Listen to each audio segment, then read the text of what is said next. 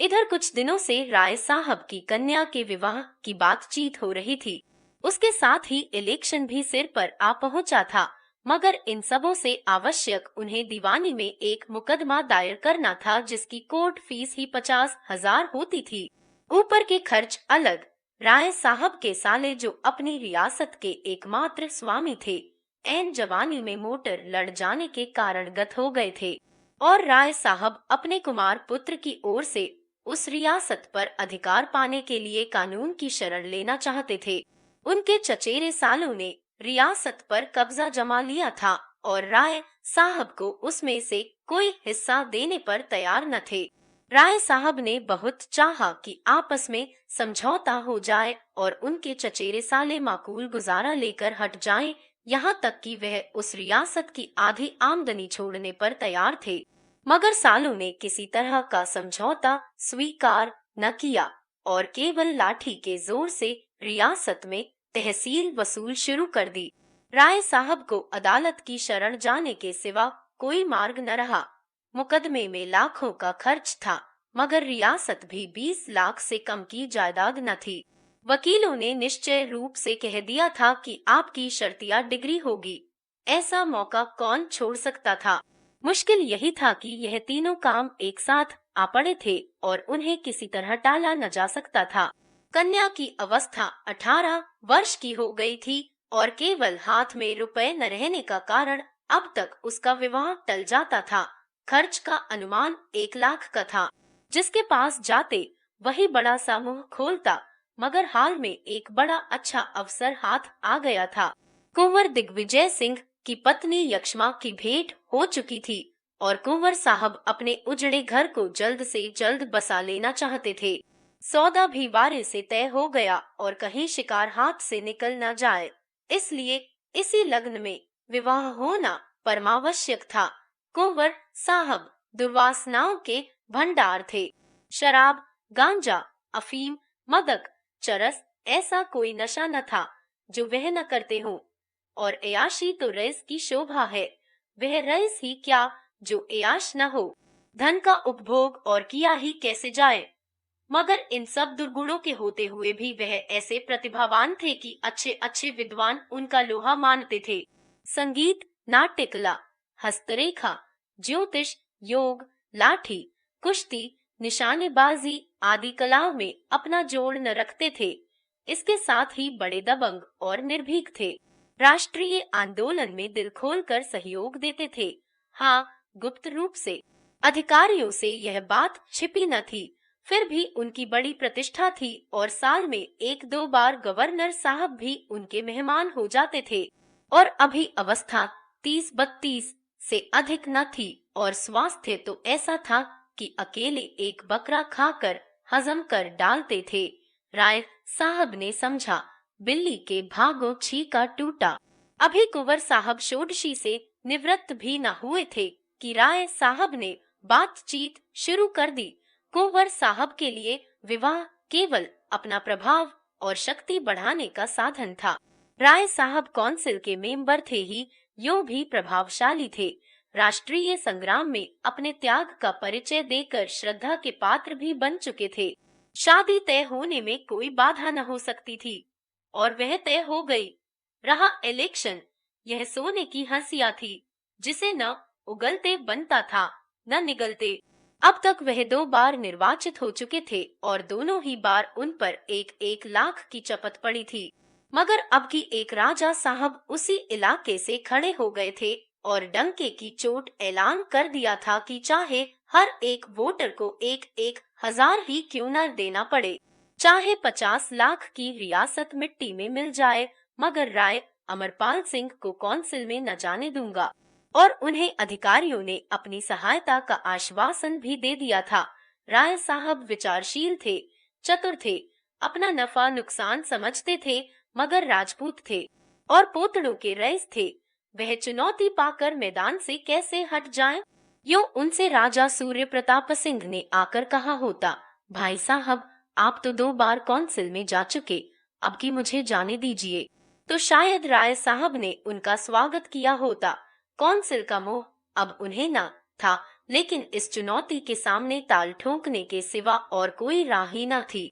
एक मसलहत और भी थी।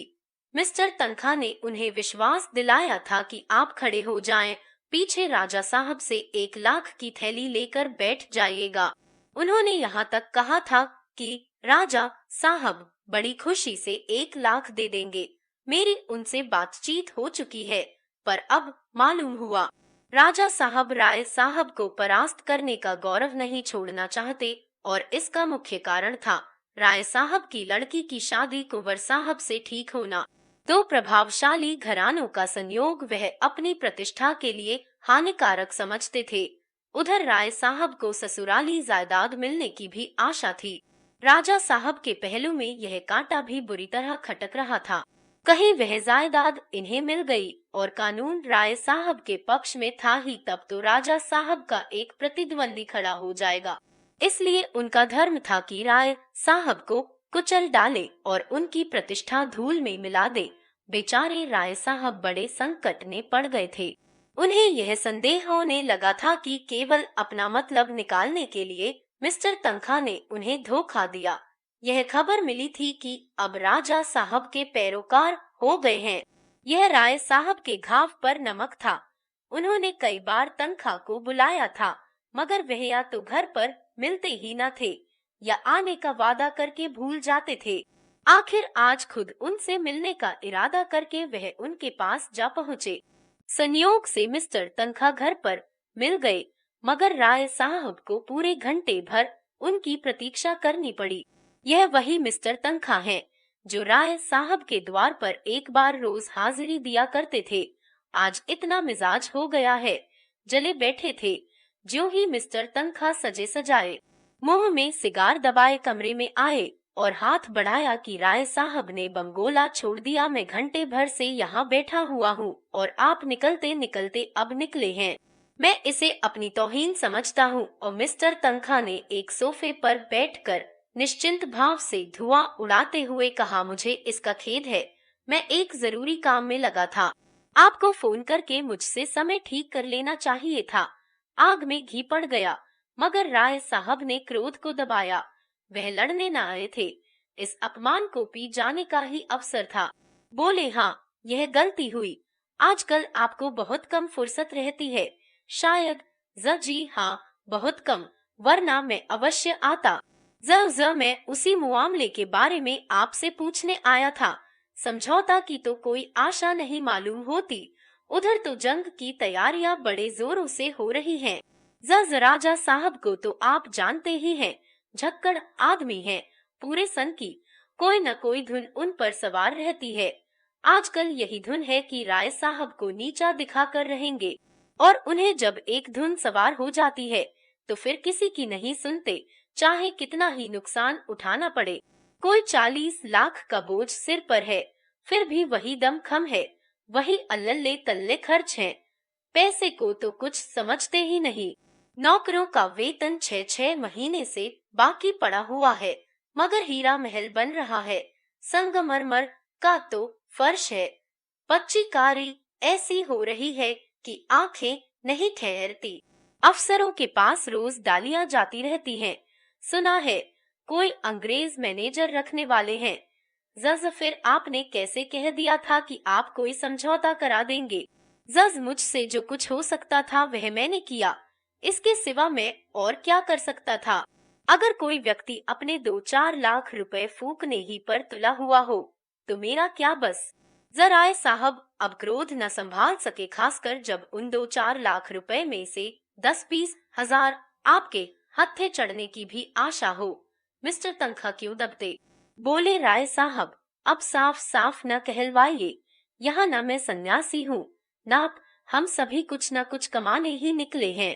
आँख के अंधों और गांठ के पूरों की तलाश आपको भी उतनी ही है जितनी मुझको। आपसे मैंने खड़े होने का प्रस्ताव किया, आप 1 लाख के लोभ से खड़े हो गए। अगर गोटी लाल हो जाती तो आज आप 1 लाख के स्वामी होते और बिना एक पाई कर्ज लिए कुंवर साहब से संबंध भी हो जाता और मुकदमा भी दायर हो जाता। मगर आपके दुर्भाग्य से वह चाल पट पड़ गई। जब आप ही ठाठ पर रह गए तो मुझे क्या मिलता। आखिर मैंने झक मारकर उनकी पूंछ पकड़ी। किसी न किसी तरह यह वैतरणी तो पार करनी ही है। राय साहब को ऐसा आवेश आ रहा था कि इस दुष्ट को गोली मार दे। इसी बदमाश ने सब्ज बाग दिखाकर उन्हें खड़ा किया और अब अपनी सफाई दे रहा है। पीठ में धूल भी नहीं लगने देता, लेकिन परिस्थिति जबान बंद किए हुए थी। ज तो अब आपके किए कुछ नहीं हो सकता। ज़ सा ही समझिए। ज़ मैं 50,000 पर भी समझौता करने को तैयार हूँ। ज़ राजा साहब किसी तरह न मानेंगे। ज़ 25,000 पर तो मान जाएंगे। ज़ कोई आशा नहीं, वह साफ कह चुके हैं। ज़ वह कह चुके हैं या आप कह रहे हैं? ज़ आप मुझे झूठा समझते हैं। राय साहब ने विनम्र स्वर में कहा, मैं आपको झूठा नहीं समझता, लेकिन इतना जरूर समझता हूँ कि आप चाहते तो मुआमला हो जाता। ज़ आपका ख्याल है मैंने समझौता नहीं होने दिया? ज़ ही, यह मेरा मतलब नहीं है। मैं इतना ही कहना चाहता हूँ कि आप चाहते तो काम हो जाता और मैं इस झमेले में न पड़ता।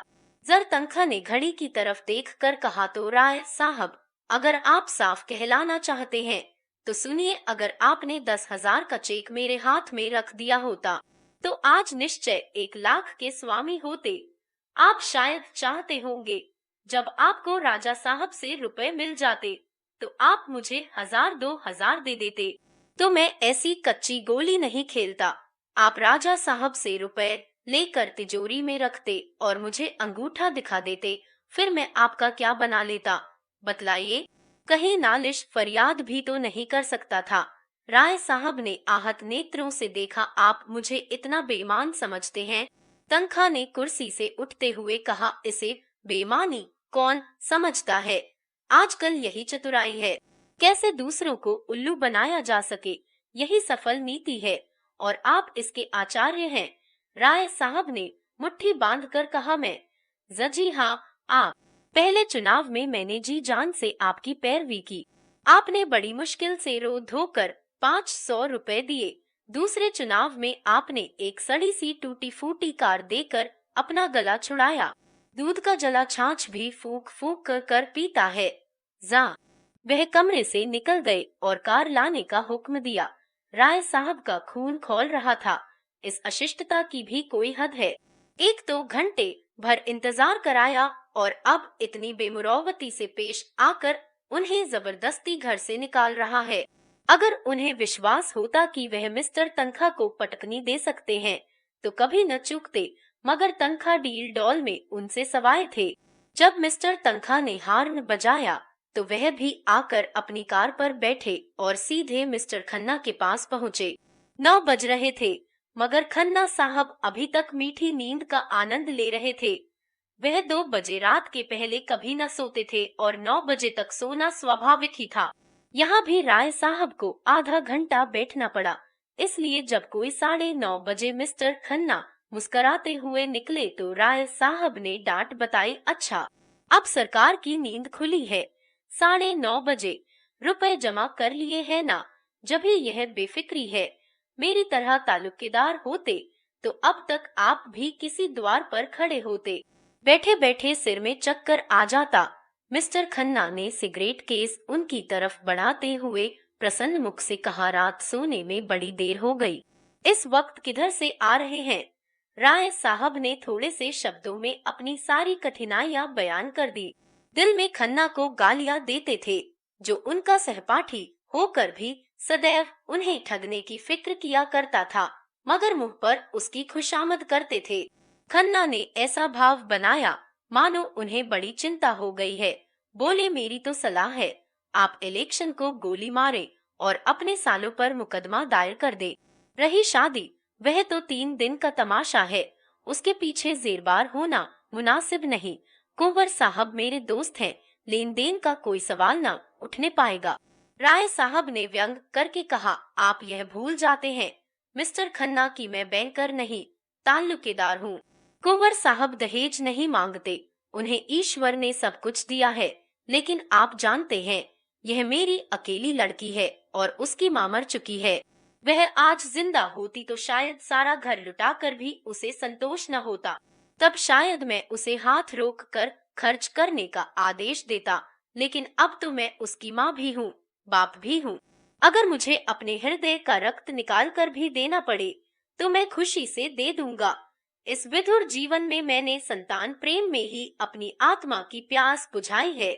दोनों बच्चों के प्यार में ही अपने पत्नी व्रत का पालन किया है। मेरे लिए यह असंभव है कि इस शुभ अवसर पर अपने दिल के अरमान न निकालूं। मैं अपने मन को तो समझा सकता हूँ, पर जिसे मैं पत्नी का आदेश समझता हूँ उसे नहीं समझाया जा सकता। और इलेक्शन के मैदान से भागना भी मेरे लिए संभव नहीं है। मैं जानता हूँ मैं हारूंगा। राजा साहब से मेरा कोई मुकाबला नहीं, लेकिन राजा साहब को इतना जरूर दिखा देना चाहता हूँ कि अमरपाल सिंह नर्मचारा नहीं है। जर मुकदमा दायर करना तो आवश्यक ही है। जरजसी पर तो सारा दारोमदार है। अब आप बतलाइए, आप मेरी क्या मदद कर सकते हैं? जर इस विषय में जो हुक्म है वह आप जानते हैं, और राजा साहब भी हमारे डायरेक्टर हैं, यह भी आपको मालूम है।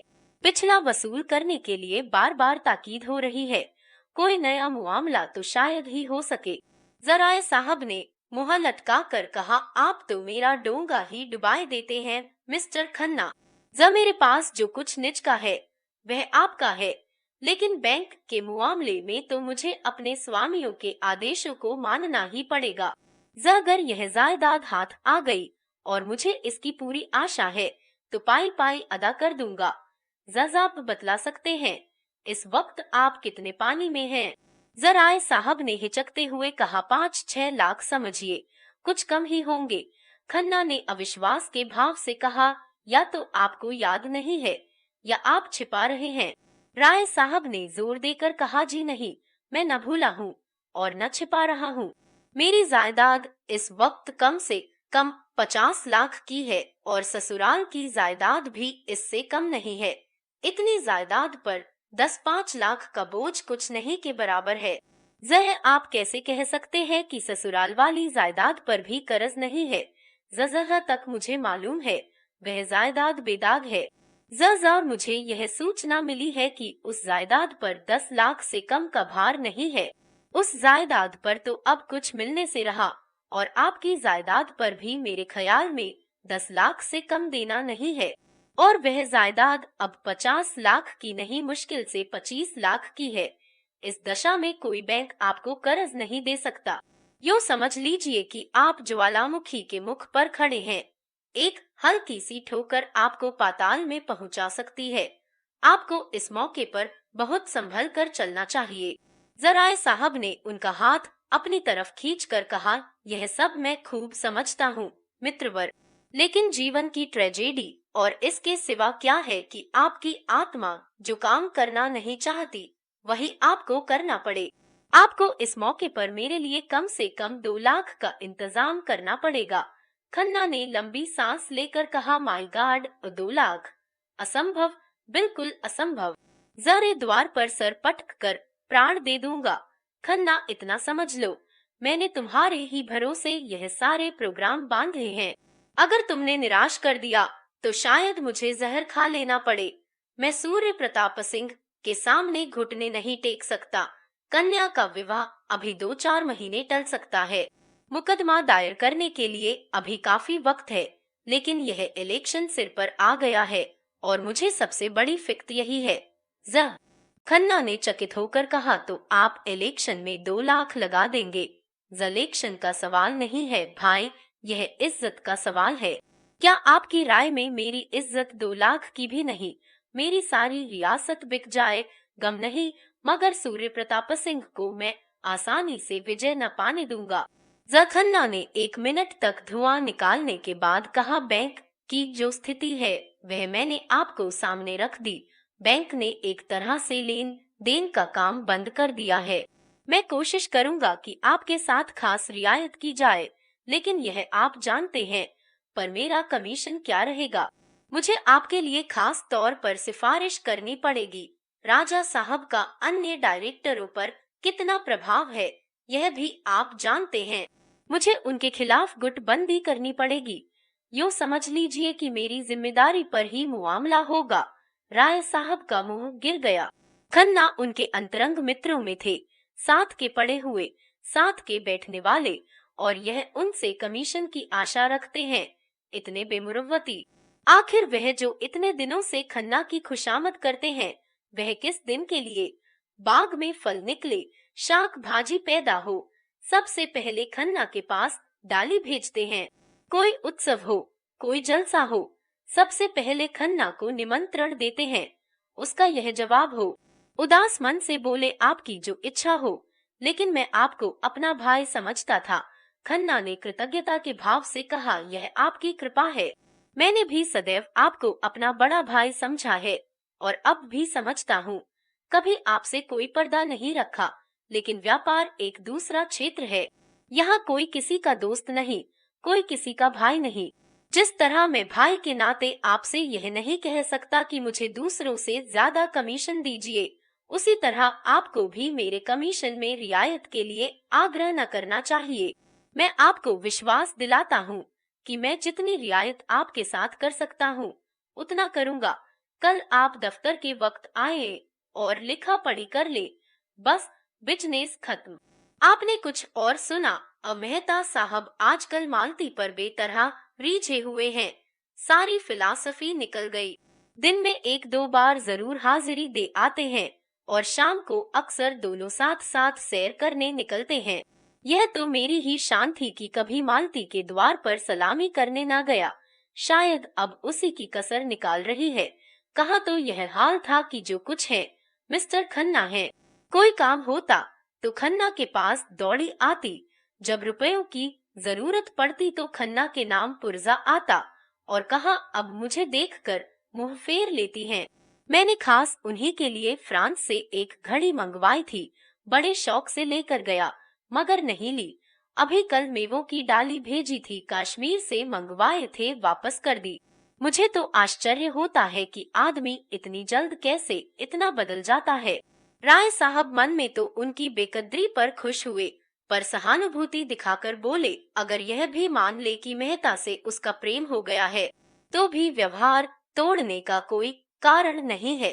खन्ना व्यथित स्वर में बोले, यही तो रंज है भाई साहब। यह तो मैं शुरू से जानता था, वह मेरे हाथ नहीं आ सकती। मैं आपसे सत्य कहता हूँ, मैं कभी इस धोखे में नहीं पड़ा कि मालती को मुझसे प्रेम है। प्रेम जैसी चीज उनसे मिल सकती है, इसकी मैंने कभी आशा ही नहीं की। मैं तो केवल उनके रूप का पुजारी था। सांप में विष है, यह जानते हुए भी हम उसे दूध पिलाते हैं। तोते से ज्यादा निठुर जीव और कौन होगा, लेकिन केवल उसके रूप और वाणी पर मुग्ध होकर लोग उसे पालते हैं और सोने के पिंजरे में रखते हैं।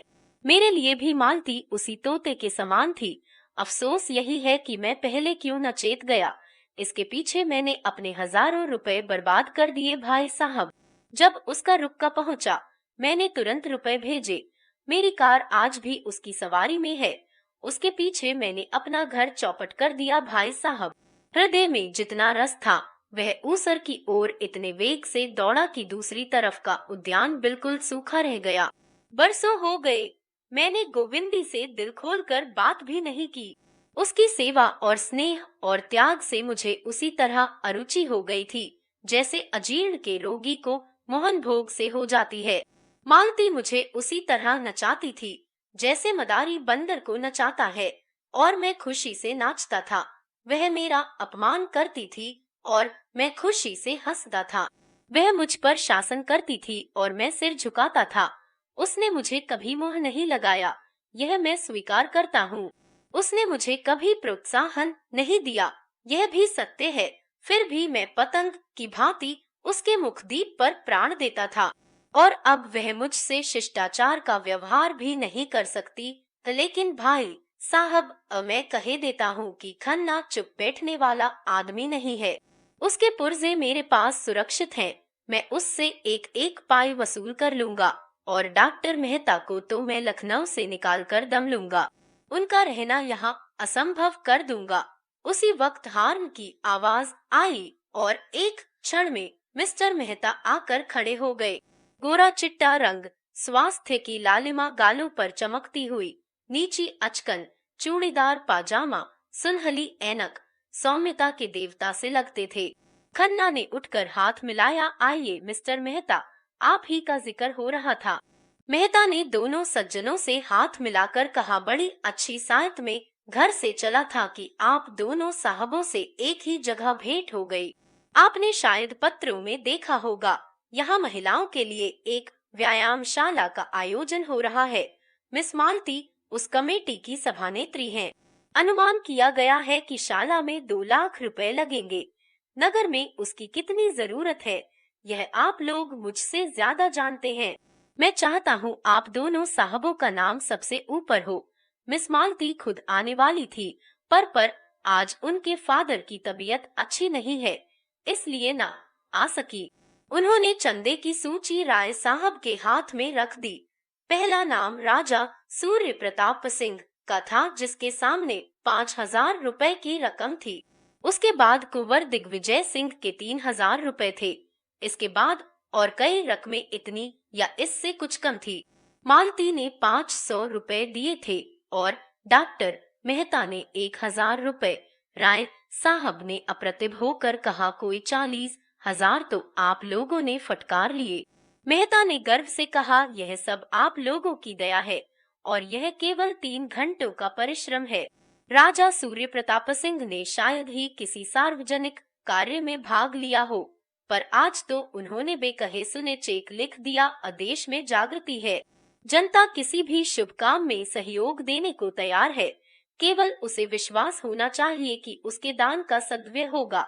आपसे तो मुझे बड़ी आशा है, मिस्टर खन्ना।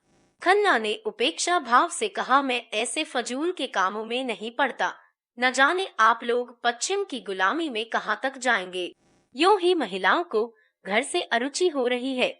व्यायाम की धुन सवार हो गई तो वह कहीं की न रहेंगी। जो औरत घर का काम करती है उसके लिए किसी व्यायाम की जरूरत नहीं, और जो घर का कोई काम नहीं करती और केवल भोग विलास में रत है, उसके व्यायाम के लिए चंदा देना मैं अधर्म समझता हूँ। मेहता जरा भी निरुत्साह न हुए। ऐसी दशा में मैं आपसे कुछ मांगूंगा भी नहीं। जिस आयोजन में हमें विश्वास न हो उसमें किसी तरह की मदद देना वास्तव में अधर्म है। आप तो मिस्टर खन्ना से सहमत नहीं है राय साहब। राय साहब गहरी चिंता में डूबे हुए थे। सूर्य प्रताप के 5,000 उन्हें हतोत्साह किए डालते थे। चौंक कर बोले, आपने मुझसे कुछ कहा? ज़ा ने कहा, आप तो इस आयोजन में सहयोग देना अधर्म नहीं समझते। जज जिस काम में आप शरीक हैं वह धर्म है या अधर्म, इसकी मैं परवाह नहीं करता। ज़ा चाहता हूँ आप खुद विचार करें, और अगर आप इस आयोजन को समाज के लिए उपयोगी समझें तो उसमें सहयोग दे। मिस्टर खन्ना की नीति मुझे बहुत पसंद आई। ज़ा खन्ना बोले, मैं तो साफ कहता हूँ और इसीलिए बदनाम हूँ। राय साहब ने दुर्बल मुस्कान के साथ कहा, मुझ में तो विचार करने की शक्ति है नहीं। सज्जनों के पीछे चलना ही मैं अपना धर्म समझता हूँ। ज़ तो लिखिए कोई अच्छी रकम। जज जो कहिए वह लिख दूं। जज जो आपकी इच्छा। जज आप जो कहिए वह लिख दूं। जज तो 2,000 से कम क्या लिखिएगा? जराए साहब ने आहत स्वर में कहा, आपकी निगाह में मेरी यही हैसियत है। उन्होंने कलम उठाया और अपना नाम लिखकर उसके सामने 5,000 लिख दिए। मेहता ने सूची उनके हाथ से ले ली, मगर उन्हें इतनी ग्लानि हुई कि राय साहब को धन्यवाद देना भी भूल गए। राय साहब को चंदे की सूची दिखाकर उन्होंने बड़ा अनर्थ किया। यह शूल उन्हें व्यथित करने लगा। मिस्टर खन्ना ने राय साहब को दया और उपहास की दृष्टि से देखा, मानो कह रहे हो, कितने बड़े गधे हो तुम। सहसा मेहता राय साहब के गले लिपट गए और उन्मुक्त कंठ से बोले, 3 cheers friends, Sahib, hip hip hurray. Khanna ने खिसिया कर कहा, यह लोग राजे महराजे ठहरे, यह इन कामों में दान न दे तो कौन दे? मेहता बोले, मैं तो आपको राजाओं का राजा समझता हूँ। आप उन पर शासन करते हैं, उनकी कोठी आपके हाथ में है। राय साहब प्रसन्न हो गए। यह आपने बड़े मार्के की बात कही मेहता जी, हम नाम के राजा हैं, असली राजा तो हमारे बैंकर हैं। मेहता ने खन्ना की खुशामद का पहलू अख्तियार किया। मुझे आपसे कोई शिकायत नहीं है खन्ना जी। आप अभी इस काम में नहीं शरीक होना चाहते, न सही, लेकिन कभी न कभी जरूर आएंगे। लक्ष्मीपतियों की बदौलत ही हमारी बड़ी बड़ी संस्थाएं चलती हैं। राष्ट्रीय आंदोलन को 2-3 साल तक किसने इतनी धूमधाम से चलाया और इतनी धर्मशालाएं और पाठशालाएं कौन बनवा रहा है? आज संसार का शासन सूत्र बैंकरों के हाथ में है। सरकार उनके हाथ का खिलौना है। मैं भी आपसे निराश नहीं हूँ। जो व्यक्ति राष्ट्र के लिए जेल जा सकता है, उसके लिए 2-4 हजार खर्च कर देना कोई बड़ी बात नहीं है। हमने तय किया है, इस शाला का बुनियादी पत्थर गोविंदी देवी के हाथों रखा जाए। हम दोनों शीघ्र ही गवर्नर साहब से भी मिलेंगे और मुझे विश्वास है हमें उनकी सहायता मिल जाएगी। लेडी विल्सन को महिला आंदोलन से कितना प्रेम है, आप जानते ही हैं। राजा साहब की और अन्य सज्जनों की भी राय थी कि लेडी विल्सन से ही बुनियाद रखवाई जाए, लेकिन अंत में यही निश्चय हुआ कि यह शुभ कार्य किसी अपनी बहन के हाथों होना चाहिए। आप कम से कम इस अवसर पर आएंगे तो जरूर। खन्ना ने उपहास किया। हाँ, जब लाई विल्सन आएंगे तो मेरा पहुंचना जरूरी ही है। इस तरह आप बहुत से रईसों को फांस लेंगे। आप लोगों को लटके खूब सूझते हैं और हमारे रईस हैं भी इस लायक। उन्हें उल्लू बनाकर ही मोड़ा जा सकता है। जब धन जरूरत से ज्यादा हो जाता है तो अपने लिए निकाल का मार्ग खोजता है। यो न निकल पाएगा तो जुए में जाएगा, घुड़दौड़ में जाएगा, ईट पत्थर में जाएगा या अयाशी में जाएगा। 11 का अमल था। खन्ना साहब के दफ्तर का समय आ गया। मेहता चले गए। राय साहब भी उठे कि खन्ना ने उनका हाथ पकड़कर बैठा लिया। नहीं, आप जरा बैठिए। आप देख रहे हैं, मेहता ने मुझे इस बुरी तरह फांसा है कि निकलने का कोई रास्ता ही नहीं रहा। गोविंदी से बुनियाद का पत्थर रखवाएंगे। ऐसी दशा में मेरा अलग रहना हास्यास्पद है या नहीं? गोविंदी कैसे राजी हो गई, मेरी समझ में नहीं आता, और मालती ने कैसे उसे सहन कर लिया, यह समझना और भी कठिन है। आपका क्या ख्याल है, इसमें कोई रहस्य है या नहीं? राय साहब ने आत्मीयता जताई। ऐसे मामले में स्त्री को हमेशा पुरुष से सलाह ले लेनी चाहिए। खन्ना ने राय साहब को धन्यवाद की आंखों से देखा। इन्हीं बातों पर गोविंदी से मेरा जी जलता है और उस पर मुझी को लोग बुरा कहते हैं। आप ही सोचिए, मुझे इन झगड़ों से क्या मतलब?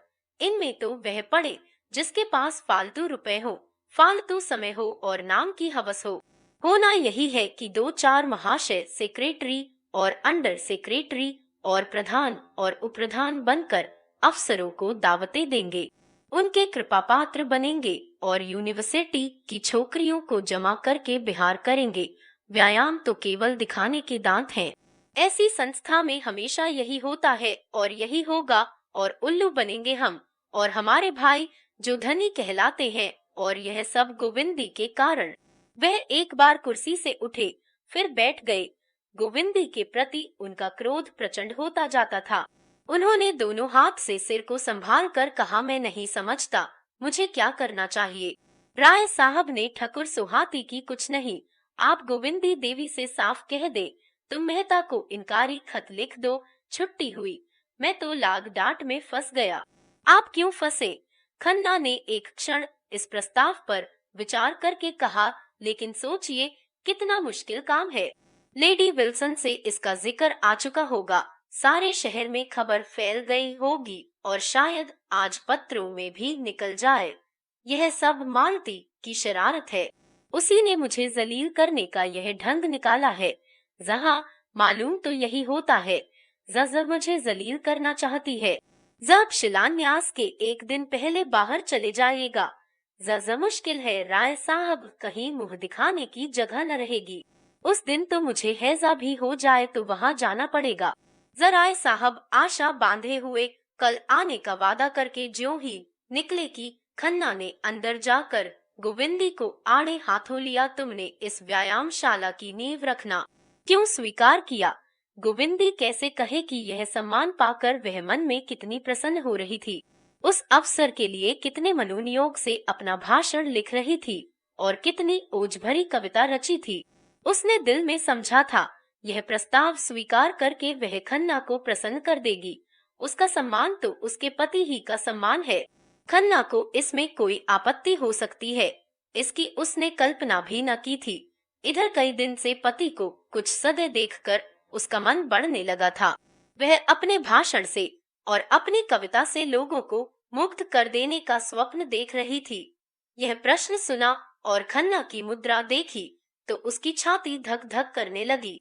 अपराधी की भांति बोली, डॉक्टर मेहता ने आग्रह किया तो मैंने स्वीकार कर लिया। डॉक्टर मेहता तुम्हें कुएं में गिरने को कहे तो शायद इतनी खुशी से न तैयार होगी। गोविंदी की जबान बंद। तुम्हें जब ईश्वर ने बुद्धि नहीं दी तो क्यों मुझसे नहीं पूछ लिया। मेहता और मालती दोनों यह चाल चलकर मुझसे 2-4 हजार ऐंठने की फिक्र में हैं और मैंने ठान लिया है कि कौड़ी भी न दूंगा। तुम आज ही मेहता को इनकारी खत लिख दो। गोविंदी ने एक क्षण सोचकर कहा, तो तुम ही लिख दो ना। मैं क्यों लिखूं? बात की तुमने। लिखूं मैं? ईजा साहब कारण पूछेंगे तो क्या बताऊंगी?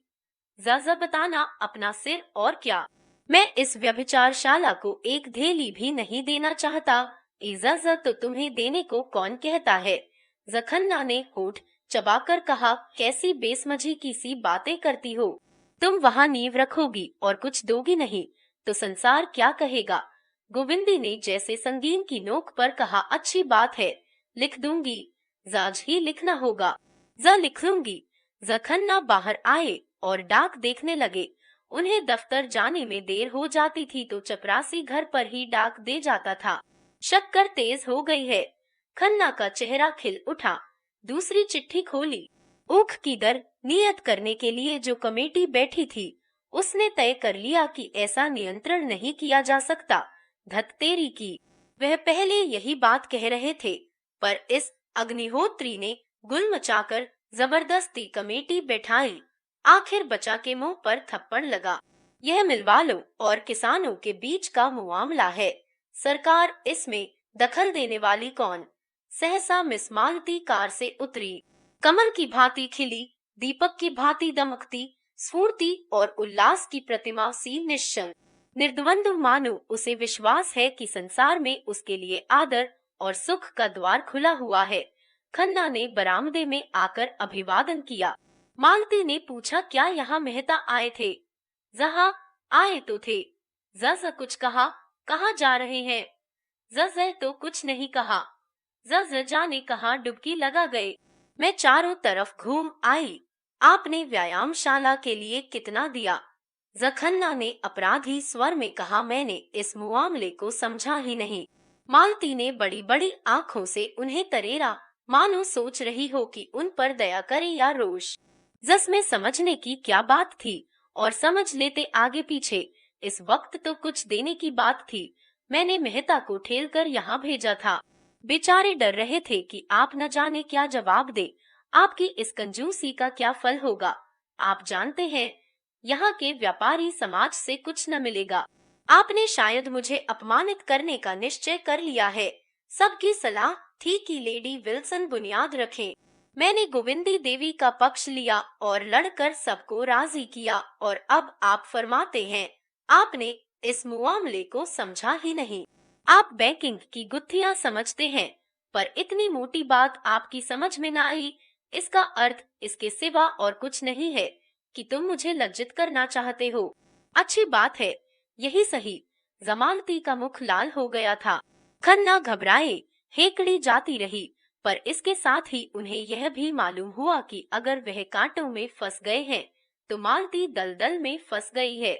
अगर उनकी थैलियों पर संकट आ पड़ा है तो मालती की प्रतिष्ठा पर संकट आ पड़ा है जो थैलियों से ज्यादा मूल्यवान है। तब उनका मन मालती की दुर्वस्था का आनंद क्यों न उठाए। उन्होंने मालती को अर्दब में डाल दिया था और यद्यपि वह उसे रुष्ट कर देने का साहस खो चुके थे पर 2-4 खरी खरी बातें कह सुनाने का अवसर पाकर छोड़ना न चाहते थे। यह भी दिखा देना चाहते थे कि मैं निरा भोंदू नहीं हूँ। उसका रास्ता रोक कर बोले, तुम मुझ पर इतनी कृपालु हो गई हो, इस पर मुझे आश्चर्य हो रहा है मालती। मालती ने भव्य सिकोड़ कर कहा, मैं इसका आशय नहीं समझी। क्या अब मेरे साथ तुम्हारा वही बर्ताव है जो कुछ दिन पहले था? जर नहीं देखती। जर तो उसमें कोई अंतर, लेकिन मैं तो आकाश पाताल का अंतर देखता हूँ। अच्छा मान लो तुम्हारा अनुमान ठीक है। तो फिर मैं तुमसे एक शुभ कार्य में सहायता मांगने आई हूँ, अपने व्यवहार की परीक्षा देने आई हूँ। और अगर तुम समझते हो कुछ चंदा देकर तुम यश और धन्यवाद के सिवा और कुछ पा सकते हो, तो तुम भ्रम में हो। जखन्ना परास्त हो गए। वह ऐसे सकरे कोने में फंस गए थे जहां इधर उधर हिलने का भी स्थान न था। क्या वह उससे यह कहने का साहस रखते हैं कि मैंने अब तक तुम्हारे ऊपर हजारों रुपए लुटा दिए? क्या उसका यही पुरस्कार है? लज्जा से उनका मुंह छोटा सा निकल आया, जैसे सिकुड़ गया हो। झेपते हुए बोले, मेरा आशय यह न था मालती, तुम बिल्कुल गलत समझी। मालती ने परिहास के स्वर में कहा, खुदा करे मैंने गलत समझा हो, क्योंकि अगर मैं उसे सच समझ लूंगी तो तुम्हारे साय से भी भागूंगी। मैं रूपवती हूँ, तुम भी मेरे अनेक चाहने वालों में से एक हो।